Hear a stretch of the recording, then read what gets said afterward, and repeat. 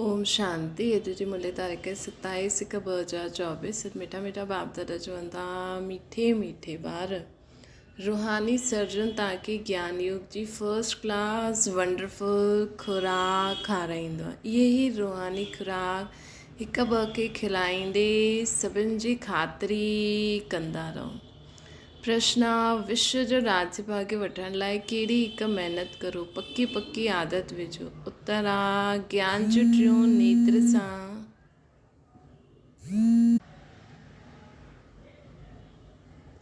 बाबा चवनि था, विश्व जो राज्य भाग्य वठण लाइ कहिड़ी हिकु महिनत करो, पकी पकी आदत विझो। उत्तर आहे ज्ञान जो टियों नेत्र सां अकाल तख्त नशीन आत्मा भाई खे ॾिसण जी महिनत करो।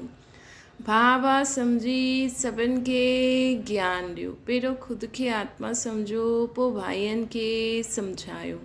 हीअ आदत विझो त विश्व जो राज्य भाग्य मिली वेंदो। हिन आदत सां शरीर जो भान निकिरी वेंदो। माया जा तूफ़ान व बुरे संकल्प बि न ईंदा। ॿियनि खे ज्ञान जो तीर बि सुठो लॻंदो। हाणे सभिनि खे आत्मा आत्मा भाव जी दृष्टि सां ॾिसण जी आदत विझो। ओम शांति। ज्ञान जो टियों नेत्र ॾियण वारो रूहानी बाप वेही रूहानी ॿारनि खे सम्झाइनि था। ज्ञान जो टियों नेत्र सवाइ बाप जे ॿियो कोई न ॾेई सघंदो आहे। हाणे तव्हां ॿारनि खे ज्ञान जो टियों नेत्र मिलियो आहे न, तव्हां ॼाणंदा आहियो हाणे इहा पुराणी दुनिया बदिले थी। वीचारा मनुष्य न ॼाणंदा आहिनि कि केरु बदिलाइण वारो आहे, कीअं बदिलाईंदो आहे। छोजी उन्हनि खे ज्ञान जो टियों नेत्र ई न आहे, त उन्हनि खे पतो ई न आहे कि केरु बदिले थो, केरु बदिलाईंदो आहे। तव्हां ॿारनि खे हाणे ज्ञान जो टियों नेत्र मिलियो, जंहिंसां त सृष्टि जे आदि मध्य अंत खे ॼाणे विया आहियो न। सृष्टि जे आदि मध्य अंत खे असां ॼाणे विया आहियूं। असांखे ज्ञान जो टियों नेत्र मिलियो आहे न। ये ज्ञान जी सेक्रीन आहे। सेक्रीन जी हिकु बूंद बि केतिरी मिठी हूंदी आहे न। ज्ञान जो बि हिकु ई अक्षर आहे मनमना भव। पंहिंजी खे आत्मा सम्झी मुझ बाप खे यादि करो। बाप शांतीधाम सुखधाम जो रास्तो ॿुधाइनि था न। पंहिंजे खे आत्मा सम्झी बाप खे यादि करो। कल्ह बि बाबा चई न, असांखे शांतीधाम ऐं सुखधाम जो सहारो मिलियो। अर्थात हिन दुनिया में रहंदे हुए पंहिंजे पाण खे ॿियो कोई बि सहारो नज़र न अचे त इहे त सम्झो कि हाणे असां पंहिंजे घर वञण वारा आहियूं, सुखधाम में वञण वारा आहियूं। त बाबा असांखे शांतीधाम सुखधाम जो रास्तो ॿुधाए थी न। बाप आया आहिनि ॿारनि खे स्वर्ग जो वरसो ॾियणु, त ॿारनि खे बि केतिरी ख़ुशी हुजणी खपे। चईंदा बि आहिनि ख़ुशी जहिड़ी खुराक न आहे। जो सदैव ख़ुशी मौज में रहंदा आहिनि उन्हनि जे लाइ उहा जीअं खुराक थी वेंदी आहे। 21 जन मौज में रहण जी ज़बरदस्त खुराक आहे। ये ई खुराक आहे बाबा। इहे ई जेके असांखे स्वर्ग जो वरसो ई बाबा जो ज्ञान असां मनन कंदा रहूं। ये ई 21 जन्मनि मौज में रहण जी ज़बरदस्त खुराक आहे। ये ई खुराक सदैव हिक ॿ खे खिलाईंदा रहो। तव्हां श्रीमत ते सभिनि जी रूहानी ख़ातिरी कंदा आहियो न। ये ई ख़ातिरी करो कि हाणे बाबा स्वर्ग जी स्थापना करण वारा आहिनि। असां सुखधाम शांतीधाम सुखधाम में वञण वारा आहियूं। सची सची ख़ुशि ख़ैराफ़त बि इहा आहे कि बाप जो परिचय ॾियणु। मिठा ॿार ॼाणंदा आहियो, बेहद जे बाप द्वारा असांखे जीवन मुक्ति जी खुराक मिलंदी आहे न। बेहद जे बाप द्वारा असांखे जीवन मुक्ति जी खुराक मिलंदी आहे। केॾी वॾी खुराक आहे। स्वर्ग जी बादशाही मिलंदी आहे। सत्युग में भारत जीवन मुक्त हुयो, पावन हुयो। बाप ॾाढी ऊची वॾी ऊची खुराक ॾींदा आहिनि। तॾहिं त ॻाइण अतींद्र सुख पुछणो आहे त गोप गोपिन खां पुछो। इहे ज्ञान योग जी केतिरी फर्स्ट क्लास वंडरफुल खुराक आहे। ऐं इहा खुराक हिकु रूहानी सर्जन वठी आहे। इहा खुराक हिकु रूहानी सर्जन वठी आहे। ऐं कंहिंखे हिन खुराक जो मालूम ई न आहे। बाबा चवनि था, बाप चवंदा आहिनि मिठा वार तव्हांजे लाइ हथेली ते सौगात खणी आयो आहे बाबा। कहिड़ी हथेली ते? बुद्धि रूपी हथ में। असांजी बुद्धि जेतिरी खुलंदी वेंदी त ओतिरी सौगात एक्सेप्ट कंदा वेंदासीं न। मुक्ति जीवन मुक्ति जी सौगात मूं वटि ई रहंदी आहे। कल्प कल्प मां ई अची करे तव्हांखे इहे ॾींदो आहे, पोइ रावण छीने वठंदो आहे। तव्हां हाणे ॿार खे केतिरी ख़ुशी जो पारो चढ़णो खपे। तव्हां ॼाणंदा असांजो हिकु ई बाप टीचर ऐं सच सच सतगुरु आहे जो असांखे साथ वठी हलंदो। मोस्ट बिलवेड बाप सां विश्व जी बादशाही मिलंदी आहे। ये घटि ॻाल्हि आहे छा? सदैव हर्षित रहणो खपे। Godly student life is the best. हाणे इहा हाणे जो ई गायन आहे, पोइ नई दुनिया में बि तव्हां सदैव ख़ुशियूं ई मल्हाईंदा रहंदासीं असां। नई दुनिया में बि दुनिया न ॼाणदी आहे कि सची सची ख़ुशियूं कॾहिं मल्हाइबियूं आहिनि। मनुष्य त सत्युग जो ज्ञान ई न आहे मनुष्य खे, त पोइ नई दुनिया में तव्हां सदैव ख़ुशियूं मल्हाईंदा रहंदव। दुनिया बि न ॼाणदी आहे कि सची सची ख़ुशियूं कॾहिं मल्हाइबियूं आहिनि। मनुष्य खे त सत्युग जो ज्ञान ई न आहे। सची सची ख़ुशी त असां सत्युग में मल्हाईंदासीं न।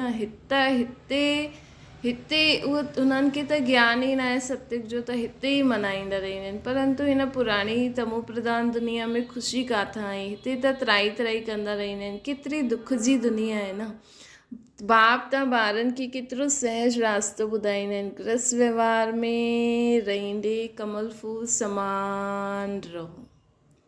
धंधे दोरी आदि कंदे बि मुझ बाप खे यादि करो। बाप चईंदा आहिनि तव्हां ॿारनि खे मां केतिरो सहज रास्तो ॿुधाईंदो आहे। गृहस्थ व्यवहार में रहंदे मूंखे यादि करो। कमल फूल समान रहो। धंधे दोरी आदि कंदे बि मूंखे यादि करो। बाप खे पंहिंजी बुद्धि मथे लॻी रहे। जीअं आशिक माशुक हूंदा आहिनि न, उहे त हिक ॿिए खे यादि कंदा रहंदा आहिनि। उहो उन्हनि जो आशिक, उहो उन्हनि जो माशुक। हिते इहा ॻाल्हि ई न आहे। हिते त तव्हां सभी हिकु माशूक जी जन जन्मांतर जा आशिक आहियो। बाप तव्हांजो आशिक न ठहींदो आहे, तव्हां हुन माशूक खे अचण लाइ यादि कंदा आहियो। जॾहिं दुख जास्ती थींदो आहे त जास्ती सिमरन कंदा आहिनि। तॾहिं त गायन आहे, दुख में सिमरन सभु करे, सुख में करे न कोई। हिन समय बाप बि सर्वशक्तिवान, दिन प्रतिदिन माया बि सर्वशक्तिवान तमो प्रधान थींदी थी वञे। बाबा सर्वशक्तिवान असांखे दिन प्रतिदिन ॿियो ई सतो प्रधान ठाहिनि था, ऐं माया दिन प्रतिदिन ॿियो ई सर्वशक्तिवान माण्हुनि खे तमो प्रधान ठाहे थी। इन करे हाणे बाप चईंदो आहे, मिठा ॿार देही अभिमानी ठहो। पंहिंजी खे आत्मा सम्झी मुझ बाप खे यादि करो। साथ साथ दैवी गुणनि जी बि धारणा करो त तव्हां अहिड़ा लक्ष्मी नारायण जहिड़ा ठही वेंदव। हिन पढ़ाई में मुख्य ॻाल्हि आहे यादि जी। हुन ऊच ट्यूज बाप खे ॾाढो प्यार स्नेह सां यादि करिणो आहे असांखे। हिन बाबा चवनि था मूंखे यादि करे दैवी गुण धारण करे असांखे लक्ष्मी नारायण जहिड़ो ठहिणो आहे। हिन पढ़ाई में मुख्य ॻाल्हि कहिड़ी आहे? यादि जी। ऊच ट्यूज बाप खे ॾाढो यादि करिणो आहे, स्नेह सां यादि करिणो आहे। उहो बाप ई नई दुनिया स्थापन करण वारो। बाप चईंदा आहिनि मां आयो आहियां तव्हां ॿारनि खे विश्व जो मालिक ठाहिणु। हिन करे हाणे मूंखे यादि करो त तव्हांजे अनेक जन्मनि जा पाप कटिजी वेंदा।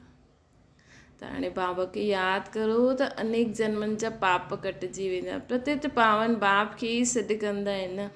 हाणे बाप आया आहिनि त ज़रूरु पावन ठहिणो पए। बाप दुख करता सुख करता। बराबरि सत्युग में पावन दुनिया हुई त सभई सुखी हुया।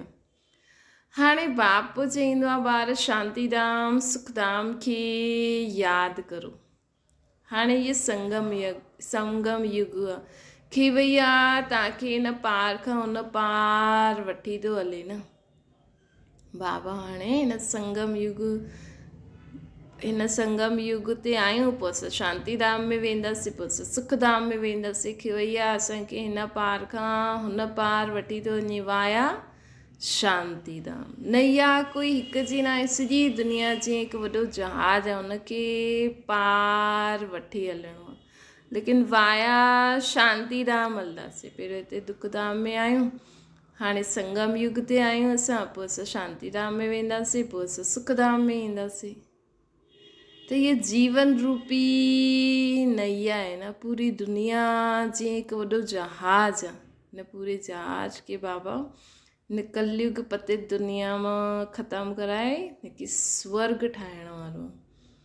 असां जहाज में वेठा आहियूं, दुनिया परिवर्तन थी वेंदी, पोइ असां पंहिंजो जीवन जींदासीं। तव्हां मिठे ॿारनि खे केतिरी न ख़ुशी हुजणी खपे न, तव्हांजे लाइ त सिधे ख़ुशियूं ई ख़ुशियूं आहिनि।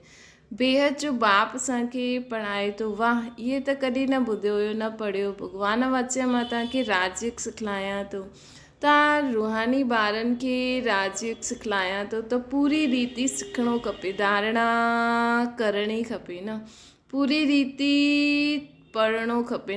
पढ़ाई में नंबर वार त सिधे हूंदा ई आहिनि। पंहिंजे खे ॾिसणो आहे मां उत्तम आहियां, मध्यम आहियां या कनिष्ठ आहियां। बाप चवंदा आहिनि पंहिंजे खे ॾिसो मां ऊच पद पाइण जे लाइक़ु आहियां,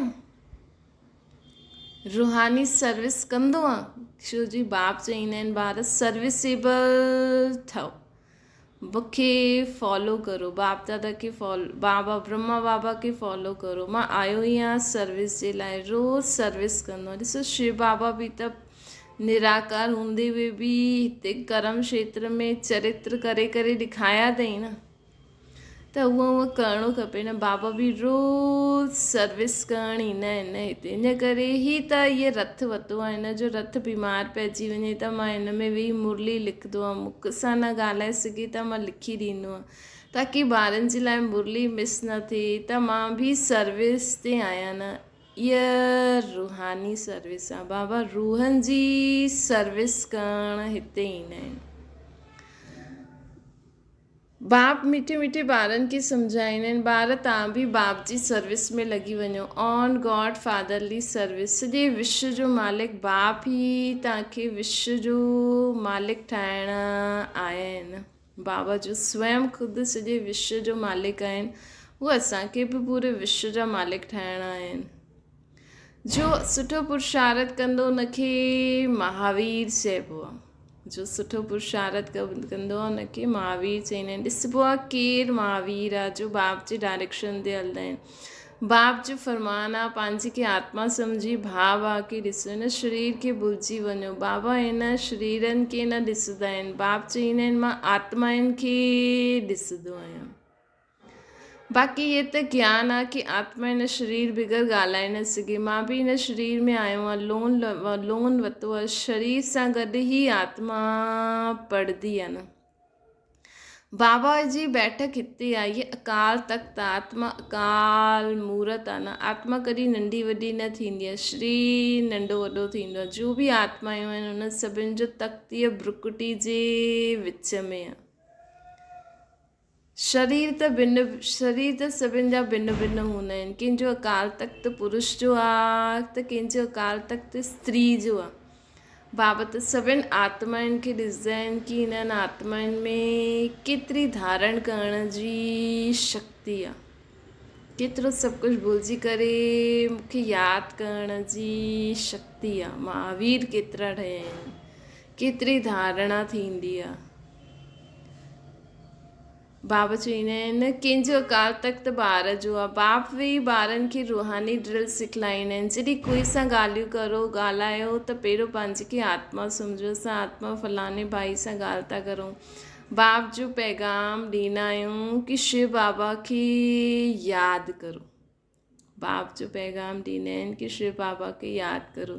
यादि सां जंक उतरणी आहे। सोने में जॾहिं खाद पइजंदी आहे त सोने जी वैल्यू घटि थी वेंदी आहे न, त आत्माउनि में बि जंक पाइण सां वैल्यूलेस थी वेंदा आहियूं असां। आत्माउनि में बि जंक पाइण सां वैल्यूलेस थी वेंदा आहियूं। हाणे पोइ पावन ठहिणो आहे। तव्हां आत्माउनि खे हाणे ज्ञान जो टियों नेत्र मिलियो आहे, हुन नेत्र सां तव्हां पंहिंजे भाइनि खे ॾिसो। भाउ खे ॾिसण सां कर्मेंद्रियूं कॾहिं चंचल न थींदियूं। भाउ खे ॾिसण सां कर्मेंद्रियूं कॾहिं बि चंचल न थींदियूं। राज्य भाग्य वठिणो आहे, विश्व जो मालिक ठहिणो आहे, त इहा महिनत करणी पवंदी न।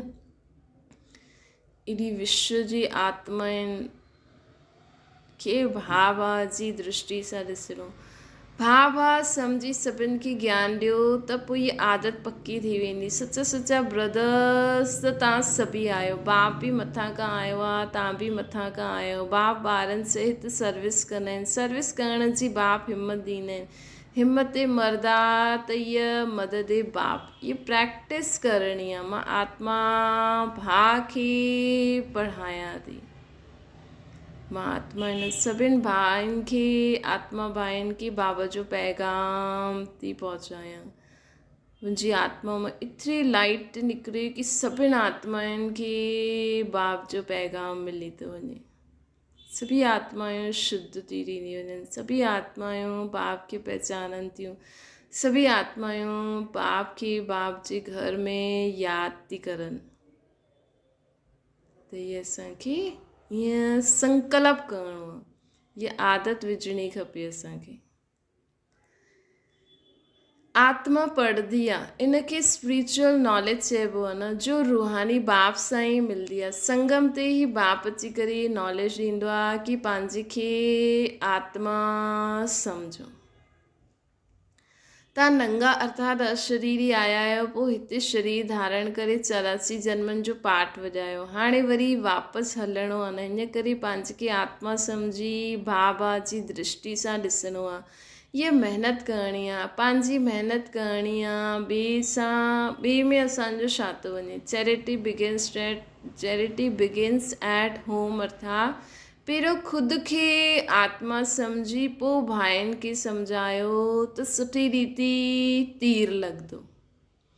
ये जौहर भरणो आहे, महिनत कंदा तॾहिं ई ऊच पद पाईंदा। बाप आया ई आहिनि फल ॾियण लाइ, त महिनत करणी खपे, कुझु सहन बि करिणो खपे। बाबा चवंदा आहिनि कुझु सहन बि करिणो पवंदो आहे। अर्थात कोई माण्हू कुझु बि परिस्थिति आहे, कोई बि ॻाल्हि आहे, बीमारी आहे, असांखे उन्हनि खे ते ध्यानु न ॾेई करे, उहो त आहिनि ई, बाबा खे सभु ॿुधाए करे असांखे बाबा जो चवनि था न, उहा पुरुषार्थ करिणो आहे। ईअं न ॻाल्हि ई अहिड़ी थी वई, अॼु ईअं थियो, अॼु ईअं थियो, इन करे अॼु ईअं न करे पायासीं, अॼु बाबा ईअं चई न। इहे सभु सहन करे असांजी ॿुधी में इहे रहे कि बाबा असांखे छा चए थी, असांखे छा करिणो आहे, असांखे हाणे असां हिन सृष्टि ते आहियूं त असांखे छा करिणो आहे। बाक़ी त ॻाल्हियूं आदि, बीमारी आदि, ठंडी गर्मी आदि त हली रहंदी आहे, लेकिन मेन असांजो हाणे लक्ष्य छा आहे? त बाक़ी सभु सहन करे समाए करे असांखे मेन पुरुषार्थ ते ध्यानु ॾियणो आहे।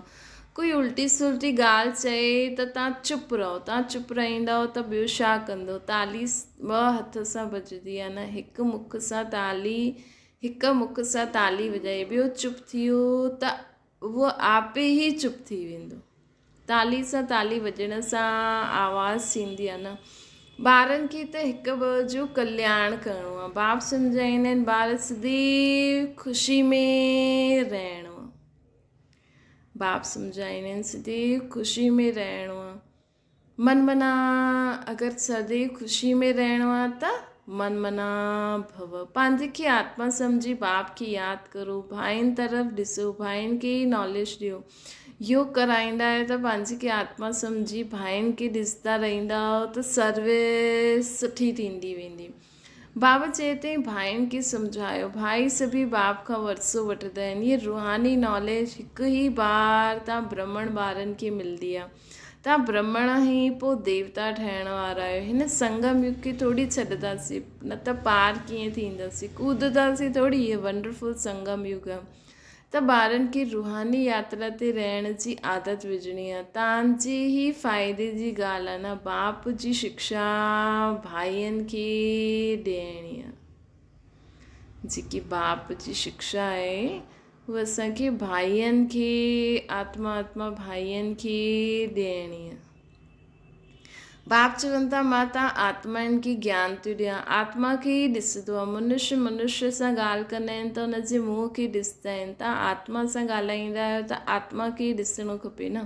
पर शरीर द्वारा ज्ञान ॾींदा आहियो, परंतु हिन में शरीर जो भान छॾिणो पए।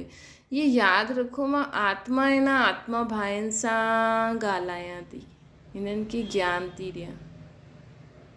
तव्हांजी आत्मा सम्झी आहे परमात्मा बाप असांखे ज्ञान था ॾियनि। बाप बि चईंदा आहिनि आत्माउनि खे ॾिसंदो आहियां। आत्मा ई बि चईंदी आहे असां परमात्मा बाप खे ॾिसूं था। बाप बि चईंदा आहिनि कि असां आत्मा आहिनि बाप बि चईंदा आहिनि मां आत्माउनि खे ॾिसंदो आहियां। बाबा त सभिनि आत्माउनि खे ॾिसंदा आहिनि न।